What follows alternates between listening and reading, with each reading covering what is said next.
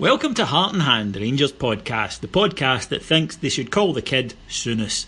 This week on Heart and Hand, Cumdog and Craig Levein's jumper.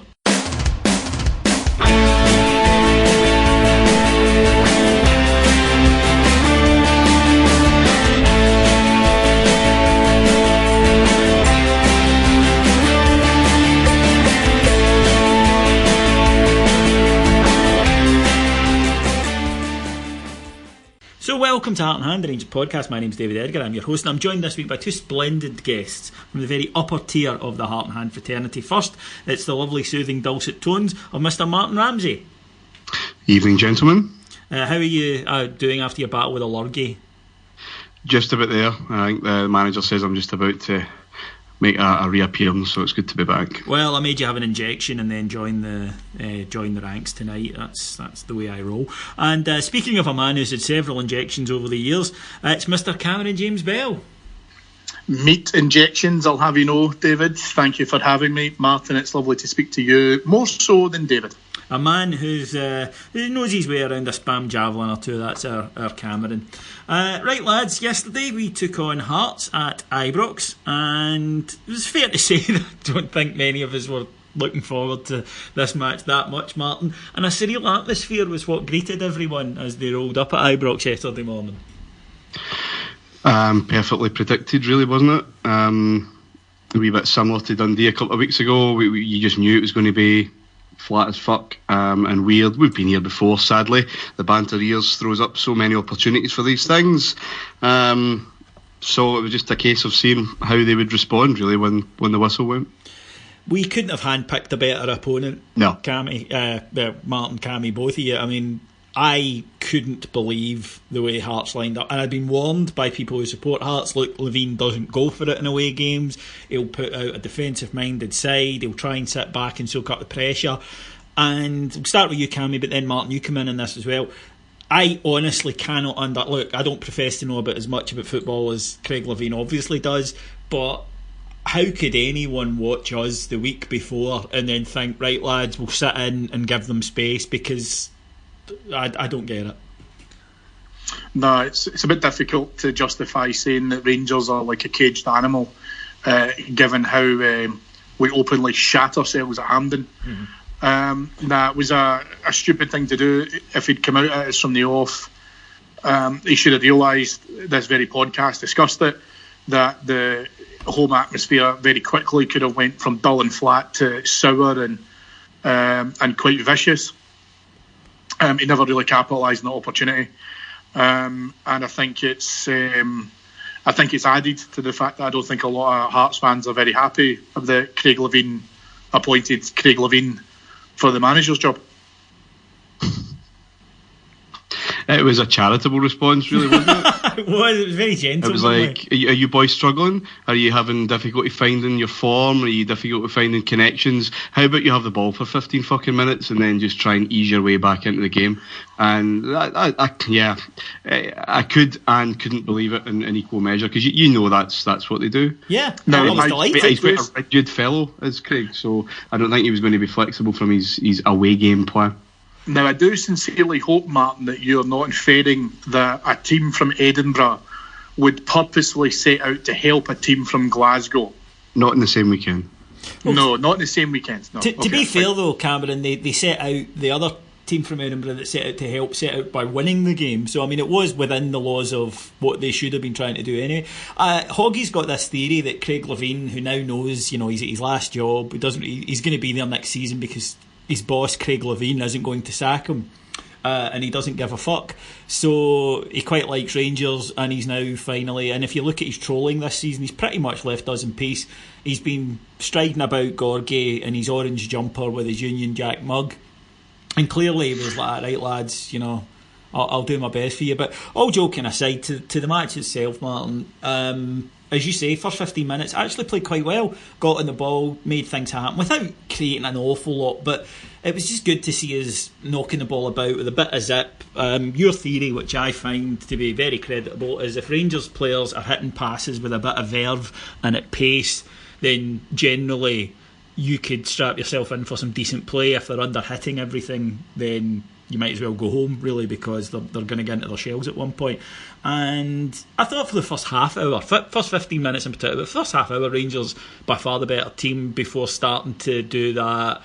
We haven't scored for half an hour, let's kind of panic slightly and hit the ball in from deep.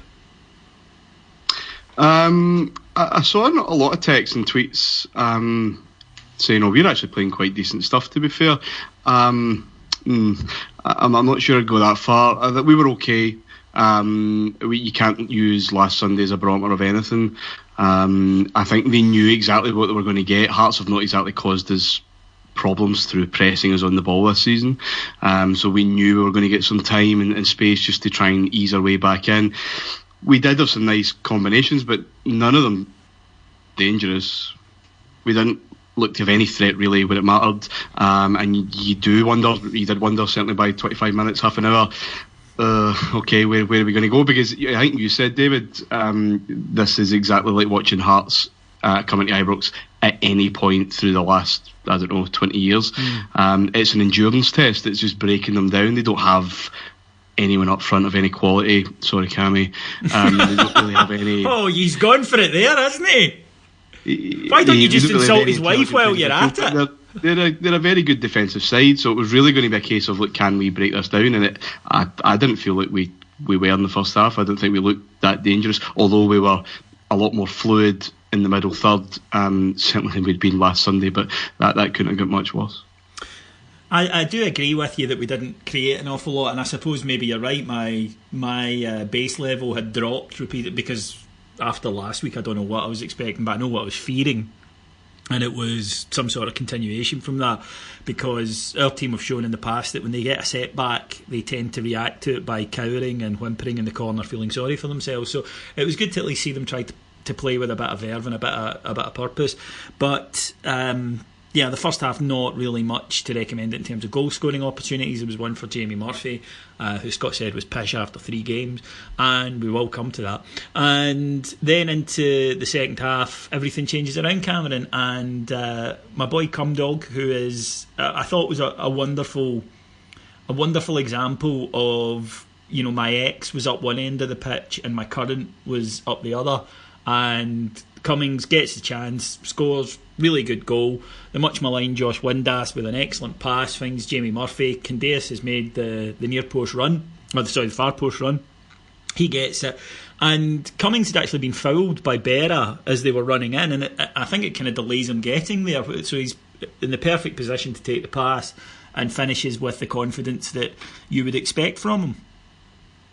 Well, he does, but then equal at the same point, he doesn't really have the right to have that confidence given how little we've utilised him.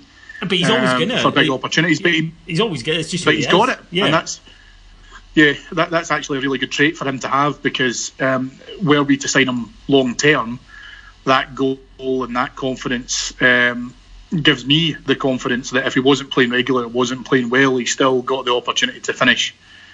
Beg your pardon, he still got the ability to finish opportunities like that. I think what's also pretty good as well is it's ifs and buts and maybes and what have you, but I think if Morelos gets fouled like Cummings did by Berra, I don't know if he recovers and gets back on his feet as quickly as Cummings did, which I think again speaks volumes of his effort, his work rate and what have you. I mean, I'm not saying that Morelos is lazy per se, but and I know we'll come on to him, but I think it does speak a lot for the fact that Cummings was really eager to get into it and get it finished. The pass by Windass I thought was very good. What I actually thought was great about the move was Candace's composure to have the little kind of flick and then turn, and then obviously the square pass to Cummings to be able to try and finish it off. And a really good goal. I think it's just a really good open, kind of quite expansive goal. I thought Murphy not proven after 3 games. Again, continued to threaten, came inside, and I think it was just a really good team goal in terms of what it was. But definitely kudos to Cummings for being able to continue that. Berra should have been booked after the goal. Should have. But that's the referee in me. Unfortunately, the referee was Craig Thompson, who had another Craig Thompson game. I suppose can't really expect anything else. Second goal comes along not that long after, Martin. I think Rangers' 2 best players on the day combining a superb ball in from Jamie Murphy and a bullet header from the on-rushing Daniel Candeias, not one that you expect to see. We'll talk through the goal first, but then there was something that happened after it that's caught the attention. I thought both of them had a splendid second half yesterday, really actually enjoyable to watch. Yeah, they were good. They get a lot more space than they did in the first half. They are our two exciting players, full stop. All through the season, even though Murphy's only been here for less than half a season. They are the guys that will work tirelessly to get something happening, and more often than not do a bit of a collector's item for Candeias, I think. Bit of a Kevin Drinkle effort there into the top corner. Yep. But he was well worth it. The two of them were super. Yeah, and it was good. It was just fun to watch. It's nice to watch two wingers. You're right, Hearts had set up badly. We're giving them far too much space, but that's not our problem. And they are talented players when given room to operate. And immediately after at Cameron, Daniel Candeias, who's very happy at scoring. There's scoring and then there's also the type of goal, and he's obviously a bit giddy in the moment.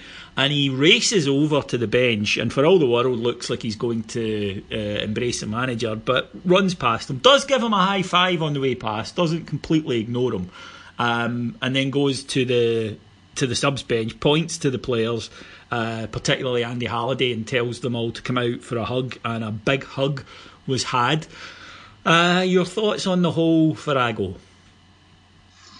I don't think you had to see Sunday's game past to see that Murty's lost that dressing room. He did give him a high five. He gave him. You know, he put the hand out in the way past. It wasn't a total custard pie. Yeah, but it's also the same thing as when you say hi to your boss in the morning, even though you might think he's a wanker. Hold on a minute. Is that what you say hi to me in the morning? Well, yeah. I mean, that's why I also don't send you a Christmas card, because I don't think you're that much of you.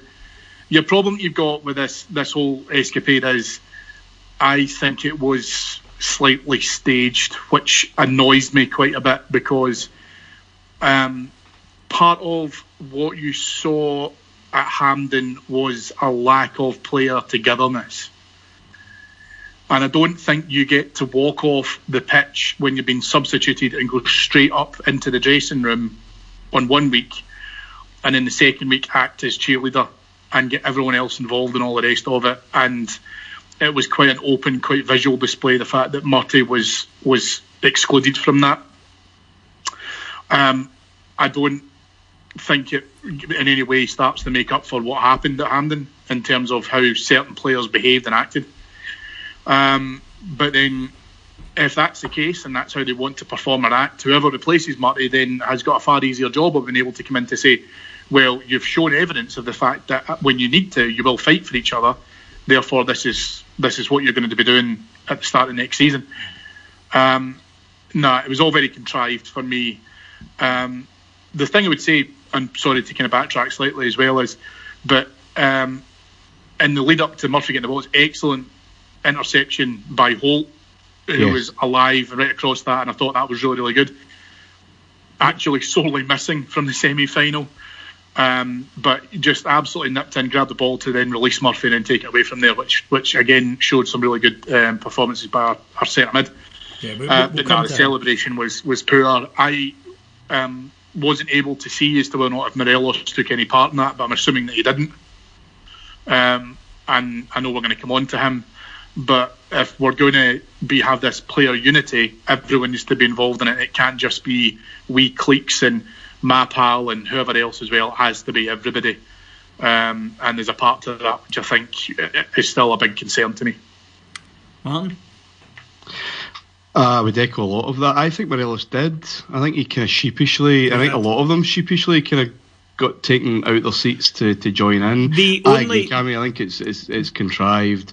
I don't think it makes us look good in any way whatsoever. It just reinforces a broken dressing room in terms of the overall dressing room, including the management. I wonder if there's a Portuguese school involved in there, because I'm pretty sure in the final days of Andre Villas-Boas at Chelsea, he instructed his players to come over and celebrate at the dugout, to try and again convey that image of a United dressing room. I think Pedro may have done the same at the end as well. It was one of those. It's like one of those acts that come on stage and get people up out their seats, and they're not quite sure if they should or whether they want to or not. Instead of one of those where the bench is off their seats anyway. They're almost halfway down the touchline anyway, and it's a really natural expression of unity and togetherness and whatever else. It was to make a point a week too fucking late. Let's straight away put any notion of it helped or it made up for last week to bed. No, it fucking didn't. And anyone who within the camp who believes that is deluding themselves, because no fan does. Yes, you have to start somewhere, and they did start there, but you've got a long way to come back from the way that they played the week before. I agree. I think the only one who was really excited about it was Greg Docherty, who I think is still in the sort of I'm at Rangers, this is amazing stage, and if you told him to run and join a celebration, he would be away and halfway up there is just quite happy to do so. The rest of them, as you say, fairly sheepish looking about the celebration. Look, I don't know if I agree that it was planned, because one, you don't know if you're going to score, and I suppose you can have a vague idea in your head, but I would have thought it would have been a little bit better organised had it been planned. I think it was a sort of spur of the moment thing. It wasn't, it was harmless enough, I suppose, but I personally didn't really like the undertone of, look, we're all dead together, because it's, or we're all, dead together is probably the right phrase, but we're all here and together. To me, it was very much a sort of, look, it's us in this dressing room against the world, and it's like, well, the reason we're all upset at you is because you were so fucking bad last week. So maybe it was an answer. We were going to come on to this, and this is as good a time as any before we continue with the game. The Union Bears protest. Now, particularly interested, Cammy, you were involved in a singing section in the club deck many moons ago, and the Union Bears before the match flew banners which said "No fight, no pride, nowhere to hide. Incompetent on and off the pitch, we deserve better." First of all, David Murray's listening. I had nothing to do with it, because he generally blames me whenever he sees that phrase, and I'm sure it probably stirred up some memories for him. But and then they had, I thought, a very effective silent protest, because it really brought home to anyone who maybe takes the singing section for granted what it's like when they don't sing. And I wonder if, rather than it being pre-planned, it was almost in reaction to that. And I took from it, and other people will be listening to this and they may not, and that's fine, I took from it an undertone of us against the world, and that I don't like. It left a wee bit of a sour taste for me. Cammy? I think the first thing I would say is well done to the Union Bears. I think when you talk about doing protests, etc., because I remember doing it against Walter Smith and all that kind of thing. Like, I remember when he was really on a knife edge in terms of where the support were with him and all that. There is a point where you become so frustrated that action has to be taken.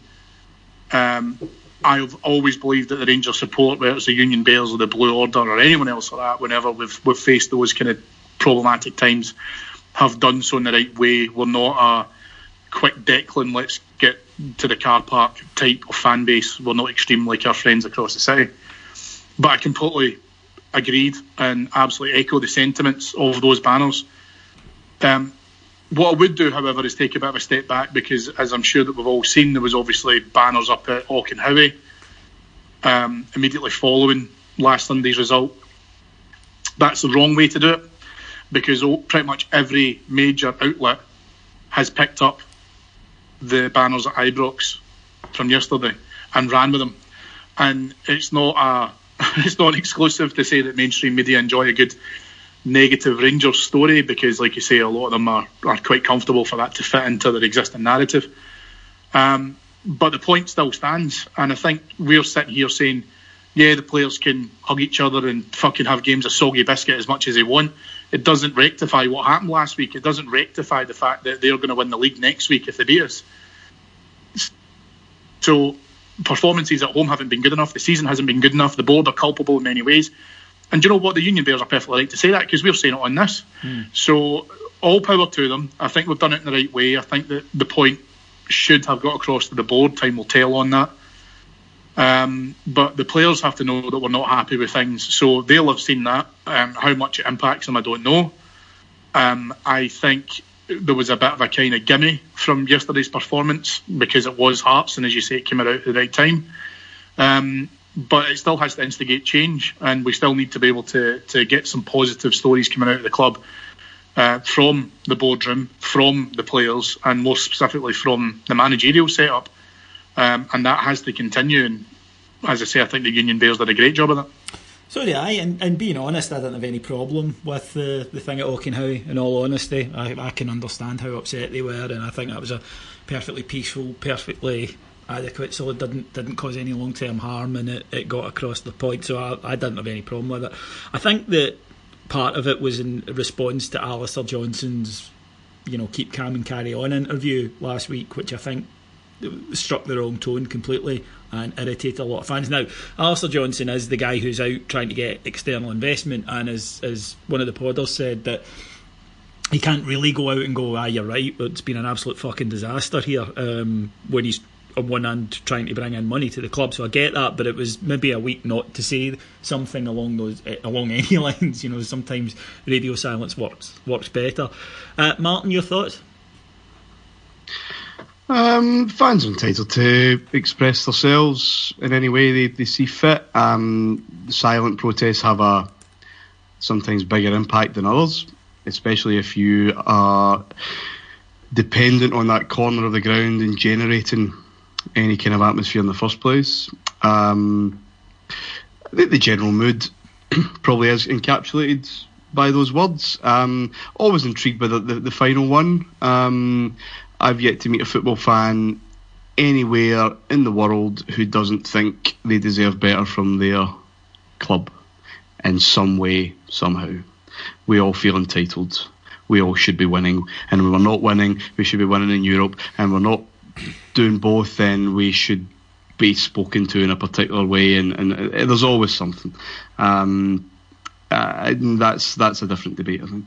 No, I'm sorry though, I still think the Rangers fans do deserve better than they're getting at the moment, and there's a difference between saying we should be winning everything and we should be able to compete and show a bit of pride and show a bit of determination, and that was utterly what was lacking in that. But despite what everyone thinks, by the way, I didn't invent that phrase, even though I got kind of lumbered with it. So I thought very effective protest from Union Bears, and I've yet to meet a Rangers supporter who disagreed with any of the words. And I think it was important to let the board know that no, this is actually this is a line in the sand moment. This is a line in the sand week. You're not going to be able to get out of this without action, and this is not one you can ride out. And I thought it was important to do that. So back to the match. Can't do anything easy, of course. Looked as though we were going to go on and batter Hearts by maybe even 3 or 4, but missed a couple of chances and then gave away daft goal. Tav gives away a daft free kick. Never a booking, incidentally, but Craig Thompson must have been, they must have been burning a hole in his pocket at that stage. Good delivery. I've no idea what Rangers were doing defensively, Cammy. I've watched the goal back maybe 8 or 9 times now, and I think that we're supposed to be man marking and everybody lost their man. I really think it was that bad, because if Berra doesn't get the header, there's 2 behind him who are going to, and had it dropped a little bit, there were 2 Hearts players that side of it. Pretty shambolic goal to give away. Yeah, it was bad, but then I think we could just simply replay some old pods about why we've got some concerns about centre halves. I don't. Well, the first thing is, and again, picking up another referee mistake, Stephen Naismith is offside, so the goal shouldn't have stood. But we won, therefore we don't talk about it. Yeah. The second point to that is there's no one there to act like a leader to be able to deal with that. Somewhat ironically, I do actually think if Alves had been playing, he probably would have dealt with that, because in the air he's very, very good.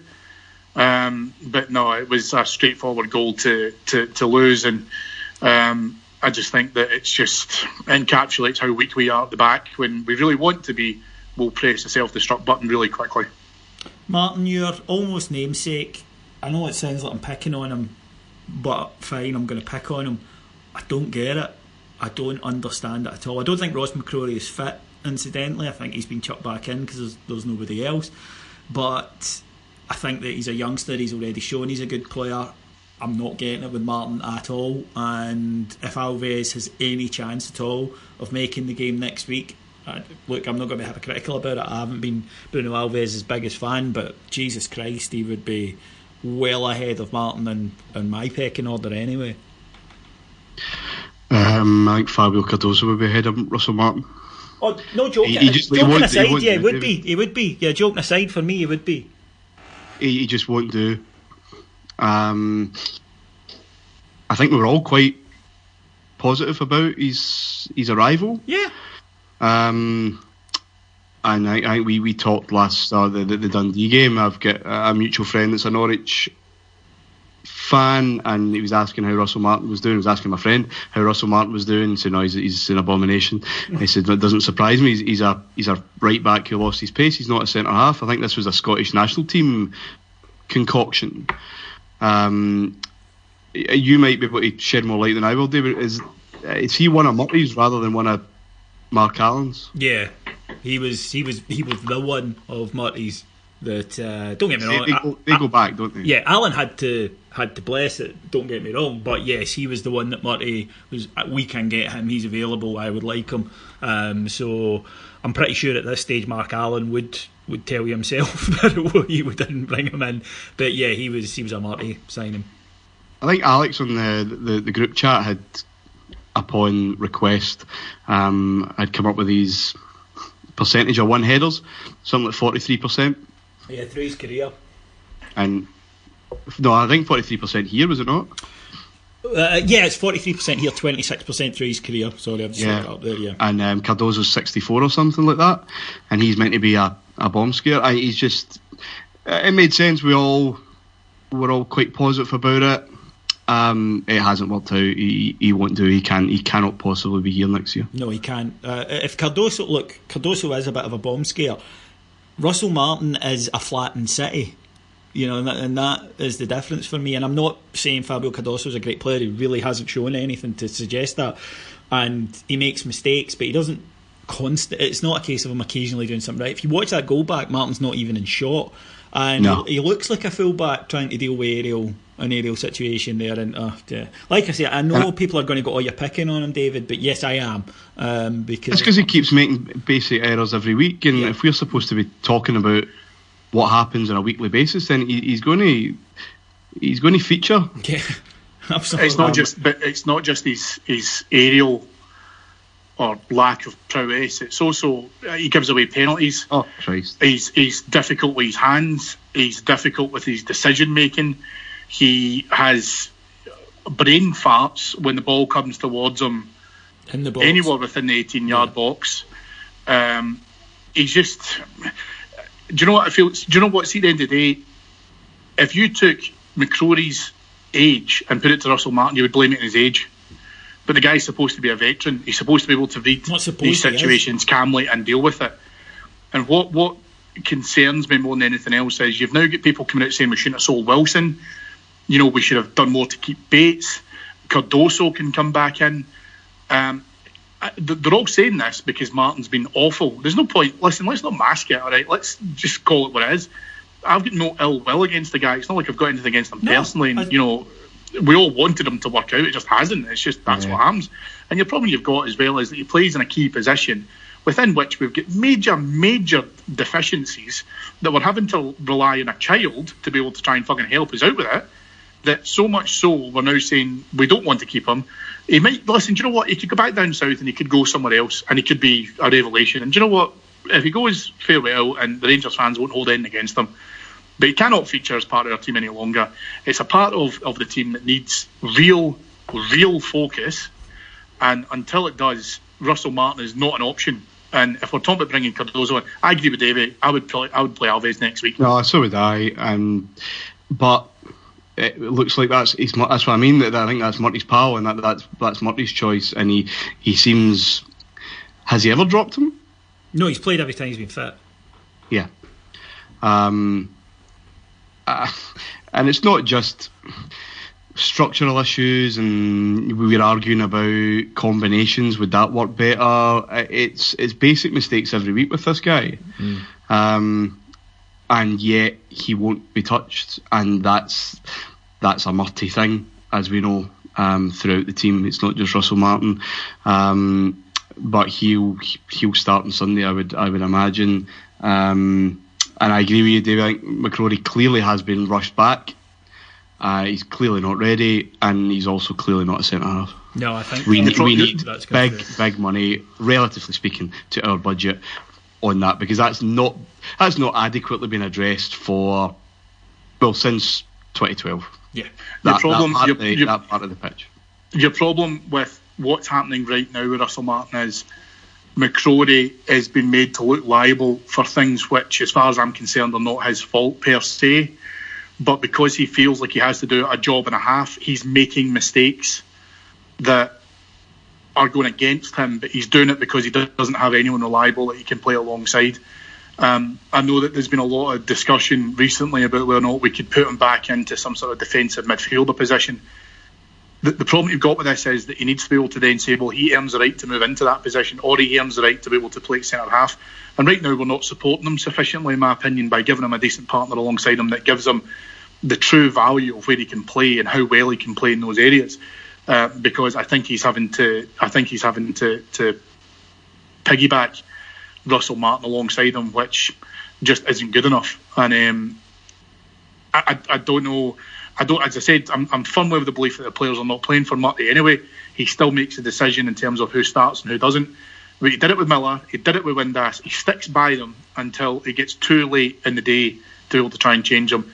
I'm convinced he'll play Martin until the end of the season now, barring injuries. No, so am I. Yeah, in the interest of balance, Dave, I think you mentioned it, but just mention it again. That was some ball.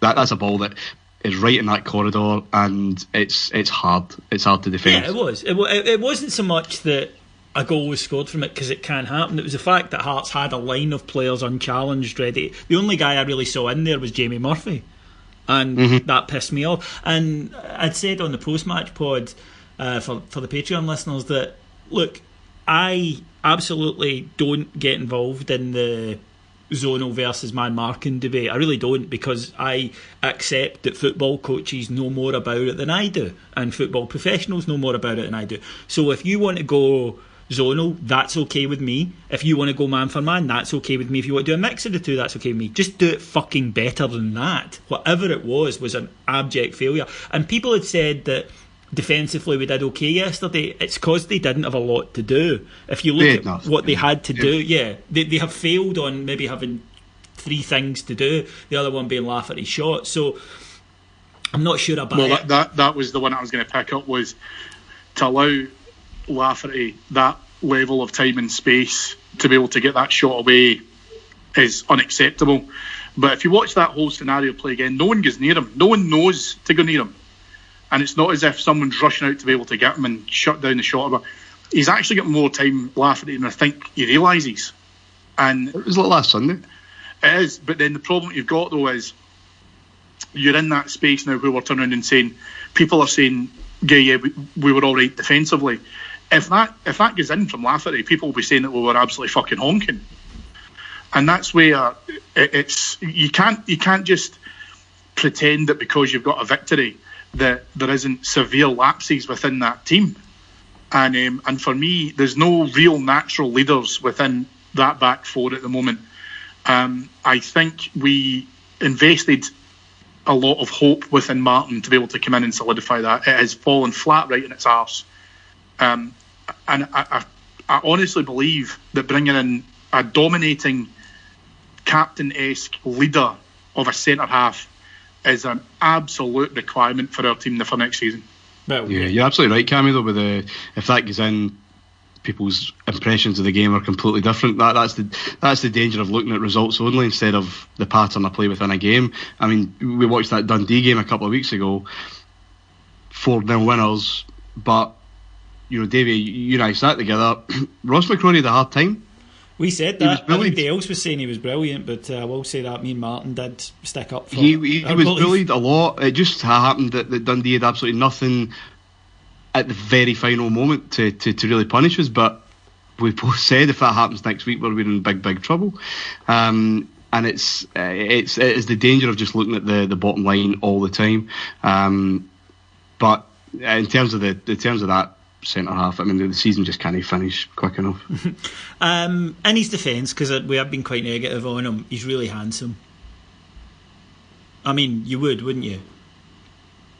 He's a good boy. Aye, you would. I mean, he's no Kyle Lafferty. No, I was actually thinking when Kyle hit that chance, you'd be sort of the fine line between love and hate going on there. I mean, it would be a bit of sadomasochism for you. On the one hand, you would have been very angry at the Rangers' defence. On the other hand, you'd be having a wank, and therefore it just reinforces the fact that, I mean, Scott was wrong about Murphy. You were wrong about Stephen A. Smith. I was right about Kyle Lafferty. I mean, let's just call it for what it is. I was right about Stephen Naismith in January, though, because that guy looks, and maybe he'll turn it around, I don't know, but he looks completely shot as a footballer. Just too many injuries, and it was funny to see. When a professional footballer is effectively paying you to play, and and it looks as though Hearts are being done. Yeah, it's not so good. I want to take a wee aside by a name that was mentioned, or a team that was mentioned in Neil McCann's interview. For those who haven't seen it, go out of your way. Neil McCann, when asked about Tommy Wright, that's the type of attitude that we love about Neil McCann. It was, Martin, it was wonderful. It's worth watching. Any diatribe that you hear where someone calls the other person that man instead of their name, you know you're in special territory. It's usually the kind of preserve of recent divorcees, but that it was he was on a roll, yeah. And the best thing about it, Cammy, is if you go back and watch it, people just put in Neil McCann press conference and Google and up it will pop. Dundee appeared to be having their press conferences in the Rovers' return circa 1978. Well, I was saying that it looked like as if he was sitting in front of some sort of like portrait from the 18th century or something like that. I was either Dundee have a fabulously decorated press conference area that is akin to like a mansion, or it just seems to be at a really weird angle because, you know, or they're having their press conferences in a Weatherspoons. Press conferences have mahogany, for my opinion. Yeah, exactly. I thought it was faux mahogany. I thought they were having it in a Weatherspoons, and fair play to them if so. But no, a wonderful interview. Like every Rangers fan, I just wish that he'd done a bit better at Dundee so we could go and take him. Because Rangers fans, you know, never let it be said that Rangers fans have any sort of bigotry towards any particular religion. We just like, you know, if they have to be, shall we say, from the other side of the divide, we just like our Catholics to be proddy Catholics like Neil McCann. Yeah, you want them to kind of regret their childhood and what they were indoctrinated into. By the time that they come to us, they wish they could do it all over again and do it the right way. Yeah, I mean that's it. But we if Neil McCann had done slightly better, we would have him in a hat. Fuck's sake, we'd probably take him right now to the end of the season. Let's not kid ourselves.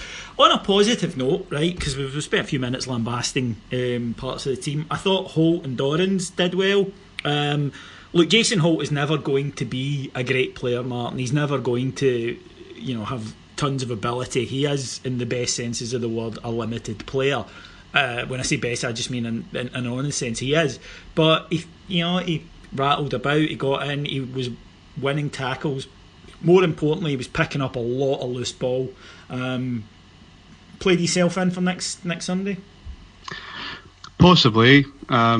He's exactly the kind of player you want, and right in that middle third, I guess. He's very busy. You just always wish his final ball was better, and he could hit a ball harder than my nephew can, and he's 18 months. But he's very, very industrious, and he can just be annoying. Again, it's very hard to judge on that Hearts midfield there because I just don't think it has anything. It just doesn't have any quality whatsoever.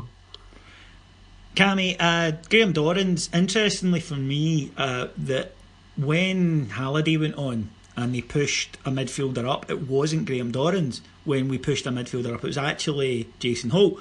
And unfortunately, we Holt's limitations in terms of a final ball came to fruition up there. But I wonder now if it's a case of us having in our head the idea that Graeme Dorrans is an attacking midfielder, which he was, and him now saying, no, I don't have the legs to do that anymore, so my job will have to be sitting in front of the back four. Before we go into Dorrans, I think it's probably just worthwhile editing out Martin's comments regarding his 18-month-old nephew, because there's every likelihood Craig Levein will probably play him next week, such as his desire to play youth. I don't think Dorrans has legs to be able to try and play further forward when the game is not out of sight. Holt has.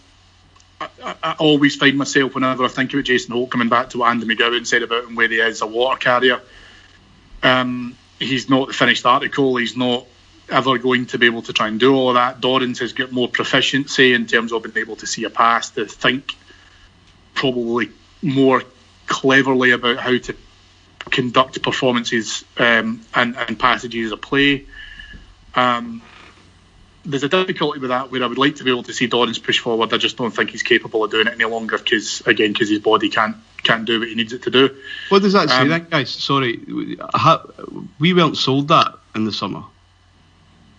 Do you mean what does this say about that transfer, this move? Because he's now been asked to do a role that he hasn't done before. We have no idea whether he's got the skill set for it, the patience for it, the vision for it. He was a more box-to-box, more about energy, more about turning up in the last third and getting quite a fair few goals. That's what we were sold in the summer. I think if you've got a team that's set up to be able to facilitate that, then he probably could do it against teams outside the top four.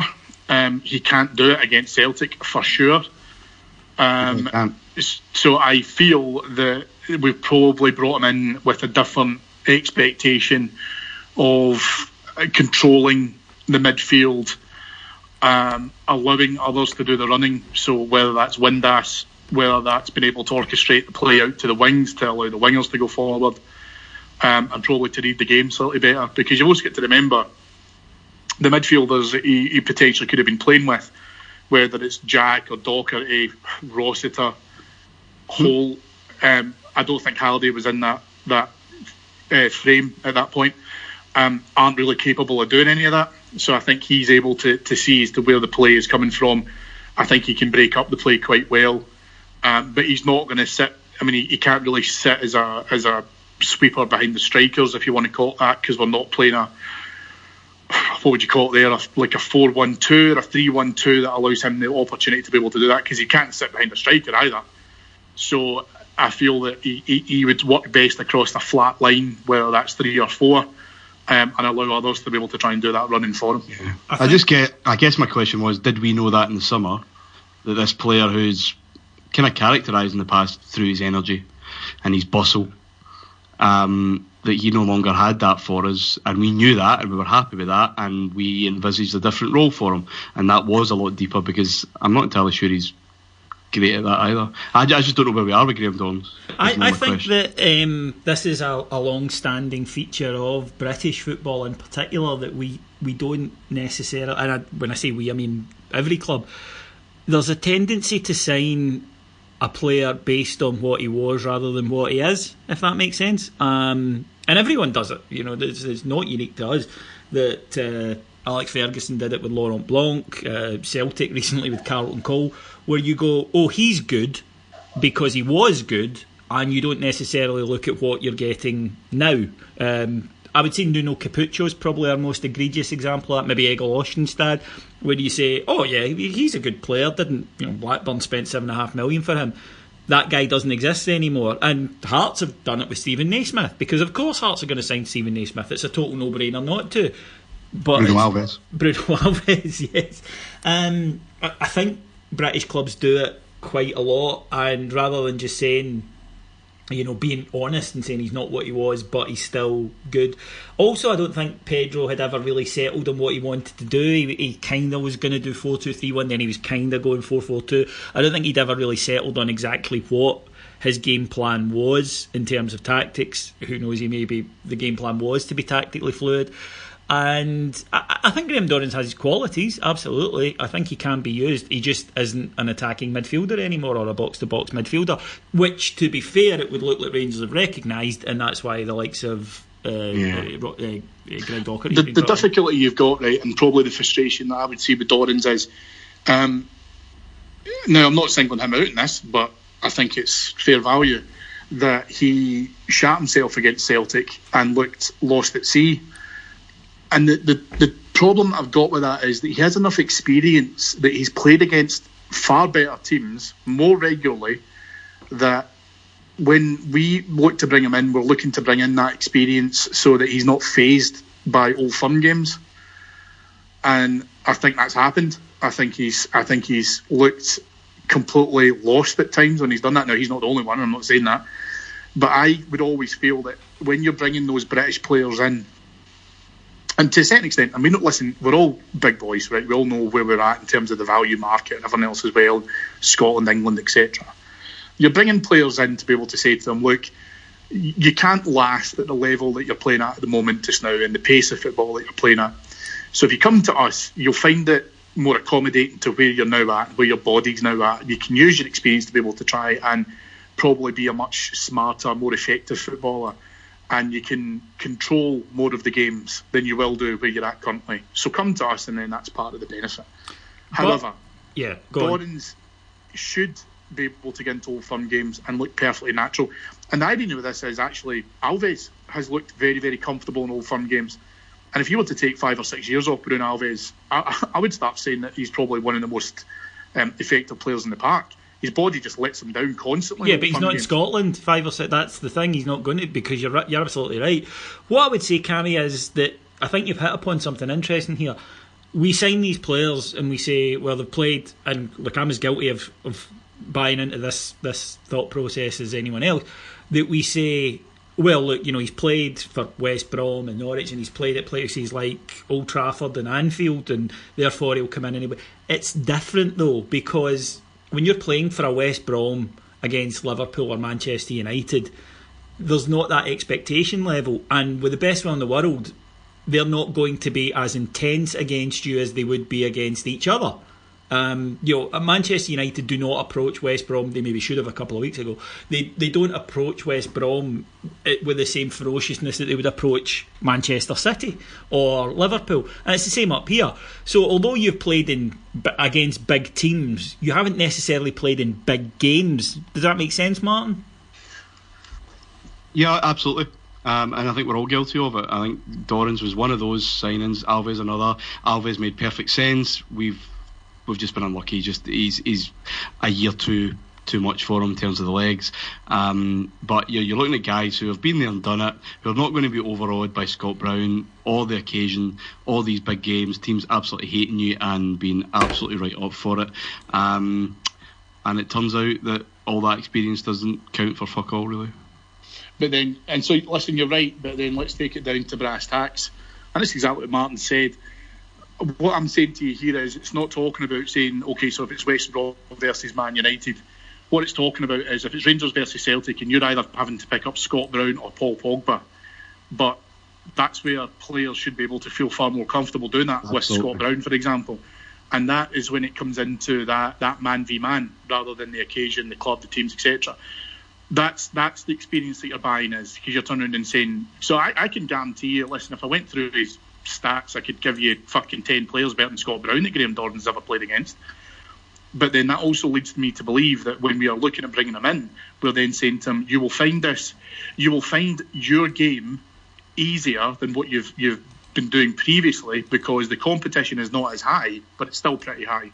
But you played against better, you may have got results against better, so therefore this is how you're able to control it. And you're only talking about 4 games a season. The rest of them should be bread and butter for you. And that, I would probably question, is where I don't think Dorrans, injury aside, has probably been as good as what we would have hoped him to have been like. Big season it's next difficult. season. Yeah, we It should. is We should also recognise that he was doing quite well before his injury, and then he has had a season absolutely wrecked by it. So, I'm prepared to give Graeme Dorrans the benefit of the doubt. I would say, lads, I think he could still be effective for us.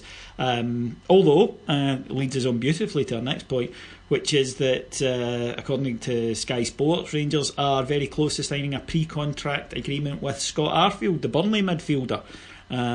Your thoughts, Martyn? I'll be cautious about getting too excited about signing players who with a good reputation from Burnley. Yeah, a decent player, an upgrade, we would say, but again, we've said that before. We said it with Dorrans and Jack last summer, said it with Barton the summer before. Who the fuck knows? It would indicate, if that is true, and MacArthur was true, although I find that a wee bit more difficult to believe because he has had a genuinely good 6 months, I think, with Palace, that we really are shipping out in the midfield because we've got a lot of bodies in there. Yeah, Cammy's a fan of Arfield, I think. Cammy? Nope, no, I'm not. I would rather re-sign Joey Barton.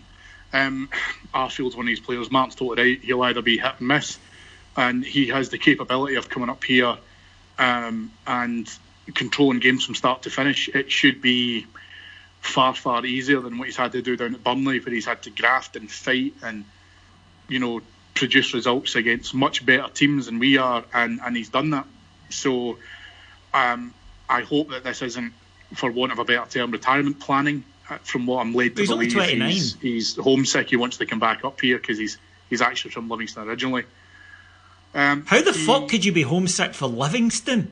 I've been to Livingston. I was going to say it made me homesick, and I live in Colinham. Listen, maybe they don't have designer outlets in Burnley. I've been to Burnley, trust me. Yeah. Livingston does. Livingston is not great, but if you're going to compare fucking Iraq and Afghanistan, I'm sure people have probably got a personal preference. We'll see. Listen, I don't get why we're signing more fucking midfielders. I really don't. It's great to then say, well, who he's going to replace, and yeah, we can all play that game. Well, the reason we're signing midfielders is the midfielders we've got aren't very good. Well, I understand that, but our centre halves aren't very good either, and yet we don't. It doesn't really mean you don't sign centre half. Well, this is where we need to then think about, if we're bringing these players in, we need to think about a wage structure. Who's going out the door?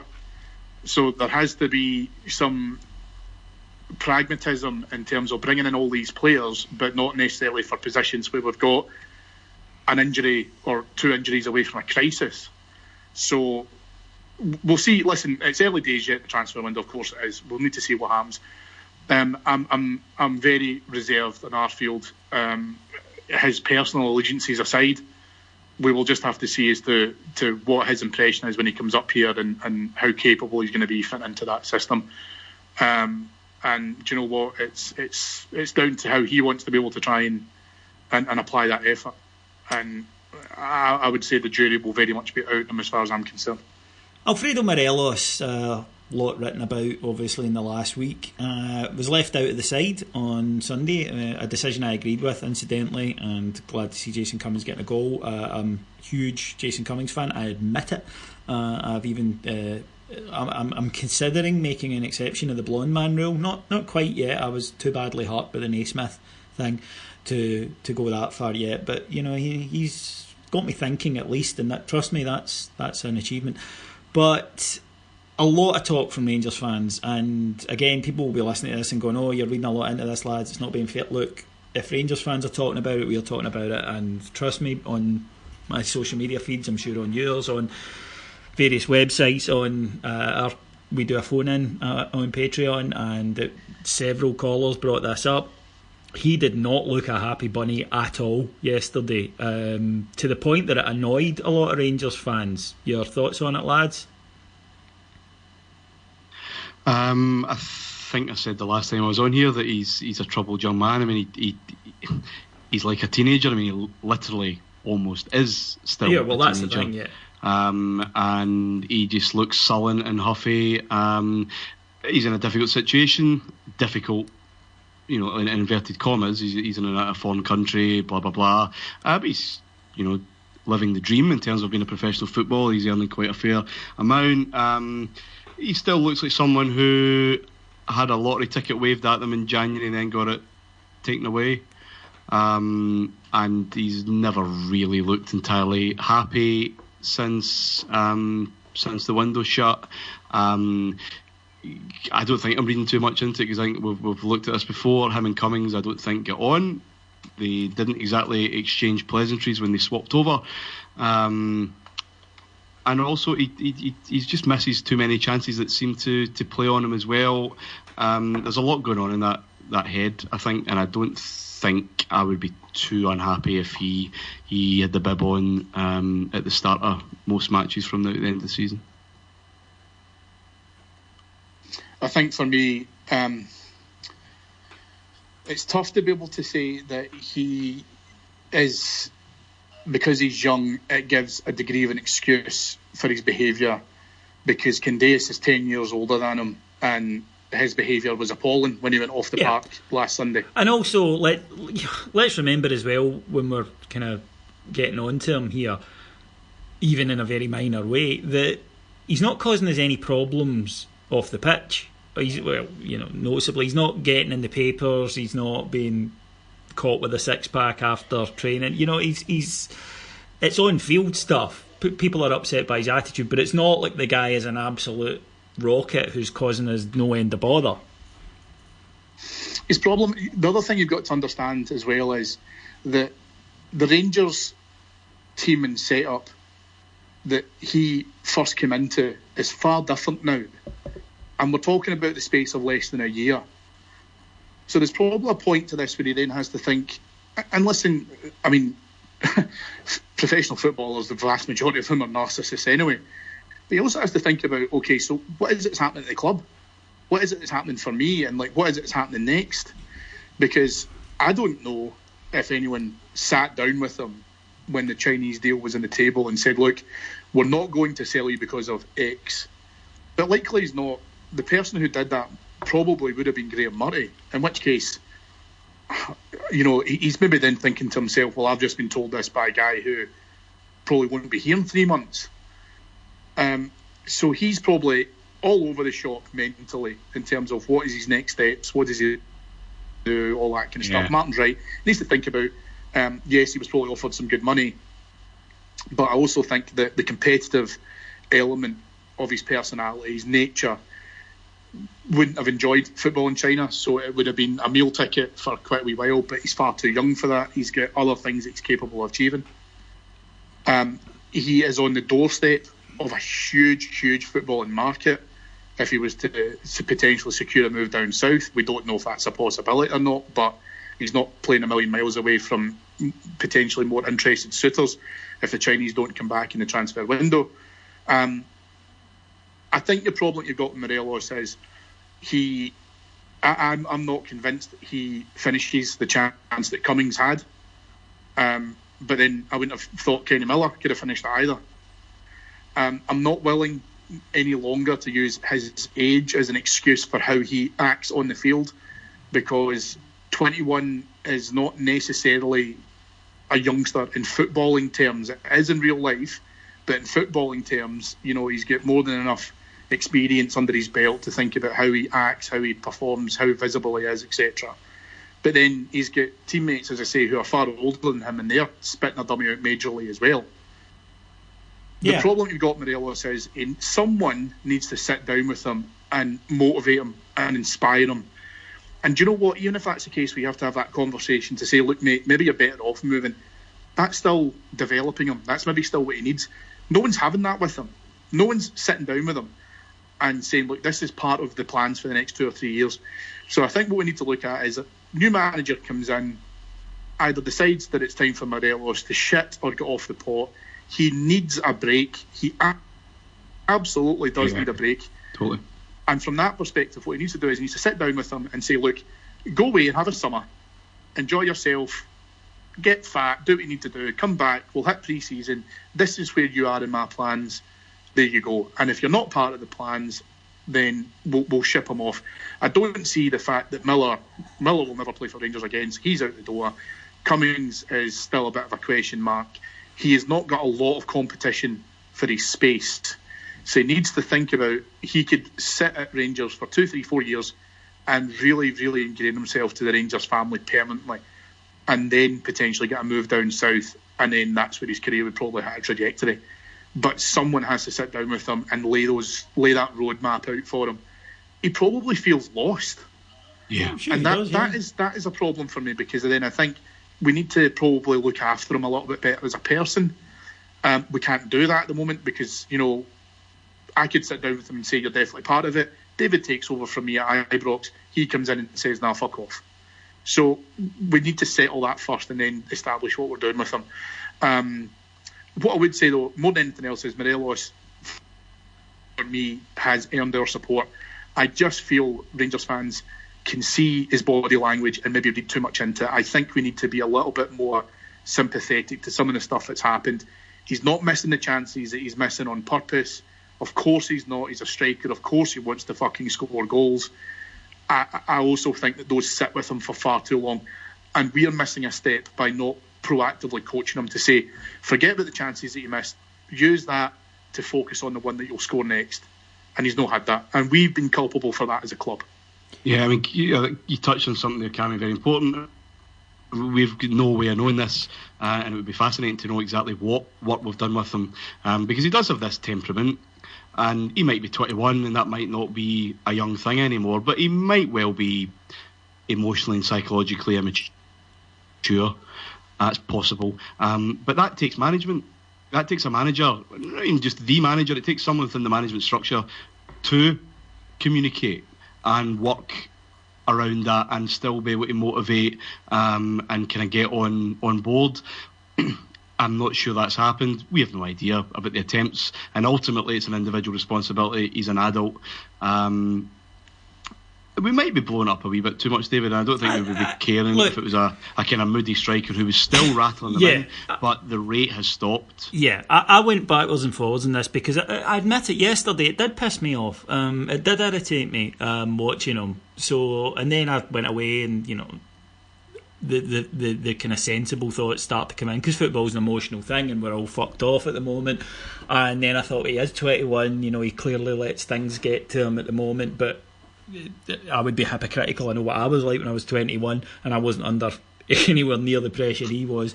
So yeah, it's a tough one, and he is leaving in the summer, right? So I mean, that's all there is to it, unless there's no bids. That's the only thing that will keep him there, because he wants to go. The club want to cash in on him. I think it will happen in the summer. You spoke about what people are doing or what the management are doing for players. I was slightly taken aback by an interview Graeme Murty gave to the Herald this week, which has to be one of the most self-pitying articles I've ever read with a football manager. And look, it just went up my arse sideways, whether or not that's my fault for not being sympathetic enough, whether it's coloured by my opinions on Graeme Murty, I don't know. But I was actually taken aback by the level of solipsism in it, Martyn. It was genuinely one of the most selfish interviews I think I've read with a manager not called Jose. But he's not a football manager. I can hear Hoggy's blood pressure burst. He might have tried to pretend to himself early in the season that he was, and no, I could do this job, and he's maybe fooled himself for a few weeks into believing that. He stepped up twice to get us out a self-inflicted hole. He has a skill set that is clearly good at a younger level, at a more developmental level. He's not a boss. He lacks the skills, and I think deep down he lacks the will and ambition to be there, because you're absolutely right, people who see themselves as leaders like that do not give interviews like that. No. He's been put in a situation, and we've talked, I don't think it's in the flagship, might be one of the Patreon shows, about his well-being and Rangers as an employer and a duty of care to take someone out that line who's clearly struggling. He's in a. It sounds ridiculous to say a hellish position, sitting in a job that all of us in our dreams would love to do, but we're not qualified to be managers either, and we would sink, and it would be a nightmare for us as well. Yeah, I think you're probably right. So, first of all, the biggest problem with that for me is that you should not be fucking talking to the Herald when you consider some of the setup that's in at the Herald anyway, which is just a disgusting organisation now that it's fallen into. But that's my own personal thoughts.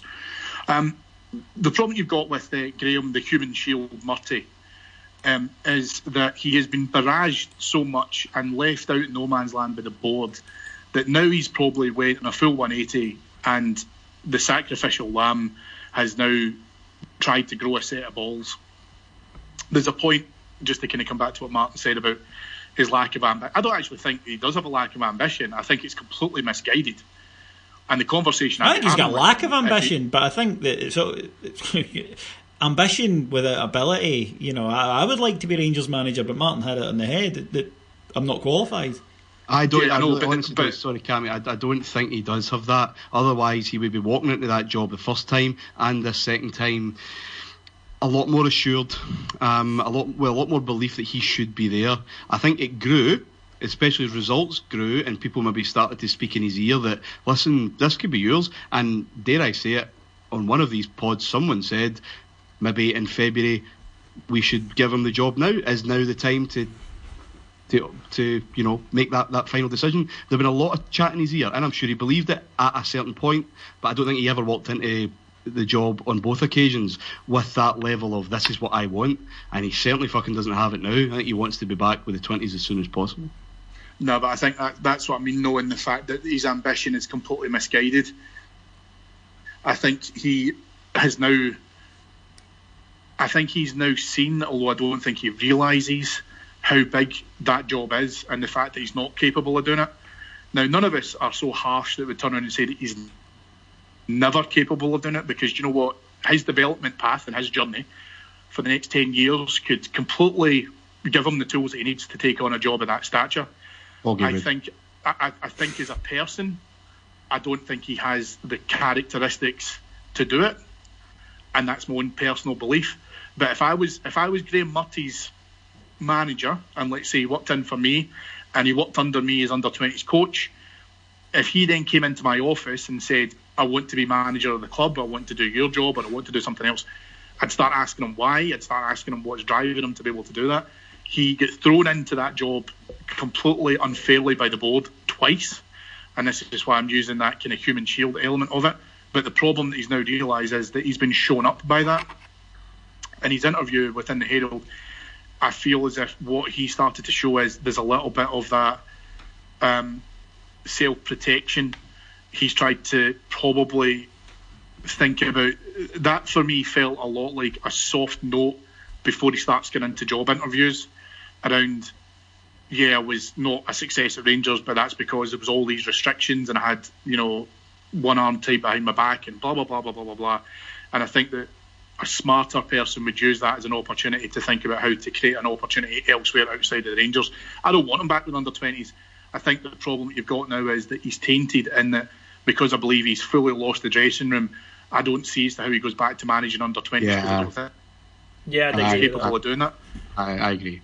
And I think that the thing, and it sounds horrible, I feel like as if I'm being really negative about him, but the thing is that what I want to do is I want to say to him, you need to understand why that has happened so you don't let it happen again. And I don't think he's got the maturity to take himself to one side and say, I need to understand where my failures were here. I need to understand why that broke down as badly as it did. Yeah, I think that's the key thing, Cameron. Once he understands that better, he will be a better manager for it. But unless he's willing to do that and do that reflection, he is going to constantly find himself on that road, which will inevitably go sideways. In my defence for saying back in February that, I didn't say I would give him it. I said that I thought he was close to earning it. I didn't foresee this spectacular collapse. And that's why I've always said throughout the season, we'll judge it at the end of the season. Cammy's right. If he can't look in the mirror and see what he did wrong, then he's never going to be a manager. It's as simple as that. He's not going to be Rangers manager, but he's not going to be a manager anywhere, because, like I say, that interview was frightening to me. Not only that he thinks that, but the fact that he thought it was okay to say it publicly. I mean, I suppose you can feel it, but you don't come out with it. And yeah, I think you need to look yourself in the mirror, because it is a lonely job. We all get that, but it's a dream job. And yeah, I just I wish him no harm. He stepped up twice, and I hope he goes on and achieves whatever he wants to achieve in his life. But it's not been good. Whatever's happened has you've got to take a positive out of it. You've got to turn it into a positive, and that interview did not strike me as a guy who was doing that. The feeling I get from him more than sometimes the harshest lesson in life is how not to do things, and you sometimes learn your biggest lessons by fucking up majorly. And throughout our careers, I can guarantee the three of us have done it at some point. Absolutely. But at the same point, however, you need to be able to turn around and go, right, I understand where I was responsible for that. And I feel a lot when I hear and listen to Graeme Murty speak, it feels like a lot of deflection. Oh, it is. And that's not right, because you need to turn around and say, look, I don't want him to fucking jump off a bridge, but he is still at that point where it looks like he's on the verge of tears. Yeah. And you need to be very analytical about your own performance to be able to come back out of that and say, look, I did not do this well. And Alex Ferguson was probably one of the best examples of how he did that, because he then realised that how he was doing things and how he was managing teams had to evolve. Otherwise, he wasn't going to continue on that success. He didn't want to stay in one track and then be able to continue on with it to such an extent that it was just going to ruin his career. He had to take a step back and say, look, I'm not doing things properly here. And see if you want another example of that where someone hasn't done that. Arsene Wenger is a great example of where it's been my way or the highway. And if you're not happy with that, I won't change. Yeah, Cammy, fuck you can do that in modern football. Cammy, a point you brought up there, it's like I have a very happy marriage, and a lot of that is to do with the fact that my first one was a fucking disaster, and it was my fault. And there's no point me saying, but she did this or that. I know what I did wrong, and until I address that, it doesn't matter what the other person did. But it takes a lot of self-belief to analyse, and analysis is the word, Cammy, to front up. To accept failures, to really just turn the spotlight on yourself and still maintain that kind of belief that, okay, I will fix it, and maintain perspective, and one bad week is not the end of the world. I still want this job, I'm still good enough for this job, I can still learn from this, here's what I could have done differently, here's what we're out with my control.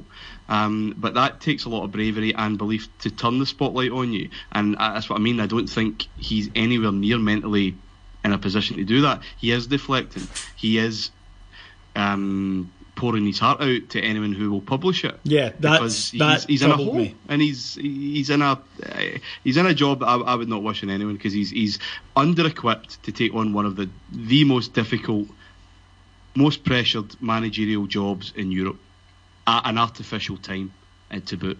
What he needs to severely realise at that stage is that it's not all over for him. He has the opportunity to recover from this situation, but he can't do that if he's going to continue giving interviews like he did, where it feels a lot to me like as if he plays a victim. Yeah, and I don't think he's thinking clearly at this minute. He's not. But then that's the difference between a snap interview at Hampden, where you say emotions are too raw, to an actual sit-down conversation with an interviewer where you can think and purposely construct your answers.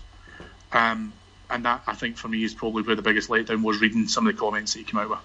And the impact on the football, just a brief point on that, again, talking about analysis, is that how do you deconstruct Sunday unless you are brave and confident enough to look at everybody's faults, including your own? Because you don't, if you're doing that, your analysis of last week is very limited, because you won't expose yourself to this dressing room who have no time for you anymore. So how the fuck do you improve? How do we move for the rest of the season? I mean, good result yesterday, but Hearts at home, by far the easiest of the split fixtures by 1,000 miles. So how does that move forward? How do you galvanise everyone? How do you work on that going forward if you're not prepared to put yourself under that spotlight? No, absolutely. A lot to unpack there, and I hope the listeners have enjoyed tonight. I certainly have. I think it's one of the best episodes we've done in a long time, and we do a lot of episodes, so trust me, there's a lot of competition.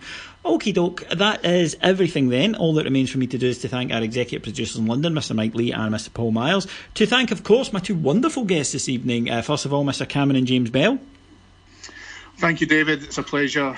Martin, not so much, because I haven't forgotten a laugh at a comment. I will blame it on your delirious fever. But we will talk about that further, my friend, offline. No problem. Kyle Lafferty is pish. And also the wonderful mellifluous Mr. Martin Ramsey. Thanks, guys. Pleasure's all mine, as always.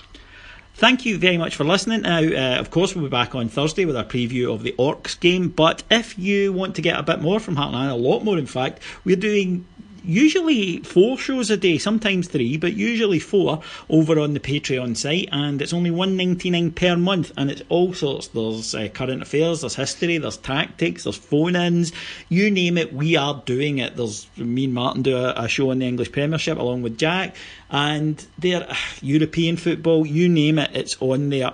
There's no need to listen to radio stations that hate us anymore. From now on, only $1.99 per month, and you can fill your ears with our outpourings. Just pop along to Patreon. It's patreon.com/Heart and Hand. But if you're happy with the 2 free shows a week, that's brilliant. Thank you for continuing to support us in that way. We will be back on Thursday, and until then, stay staunch. Thank you. Bye.